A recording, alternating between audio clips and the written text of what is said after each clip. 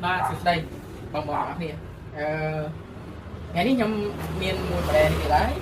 ពណ៌ខ្មៅយើងទឹកតែលាងទឹករួចប៉ូលីសម្អាតមកមកទឹកថ្នាំទេលើទឹកថ្នាំទេទឹកថ្នាំនេះមិនមែនជាទឹកថ្នាំភ្លឺរលោងទេគេហៅទឹកថ្នាំព្រៃនេះប៉ូលីទៅបានប៉ុណ្ណឹងប៉ូលីប៉ុណ្ណាក៏នៅតែប៉ុណ្ណឹងតែថាអានេះមិនមែនរលោងកម្មៃឬរលោងភ្លឺទេអានេះគេហៅថារលោងបែបព្រៃណាបងមើលមើលណាលីត្រ3ខាងមុខ7ខាងក្រោយហើយប្រភេទអស់នេះអាចរត់ឡើងលឿនបានណាបងប្អូនដោយសារតែប្រាំគេនេះសារប្រាំគេជាប្រភេទប្រាំពួកប្រាំគេជាប្រភេទប្រាំពួកណាម៉ាំងងក់ហេអែមណា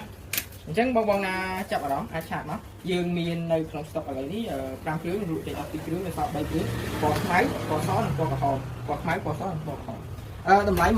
$105 free សេវាដឹកបងណាដែលគាត់មានកម្ពស់1.60 m រហូតដល់1.7 m អាចជិះបានណា1.60 m រហូតដល់1.7 m 1.75 អាចជិះបានដែរពេលមុនតែនេះជួលលុយញោមស្រាលណាជួលលុយញោមស្រាល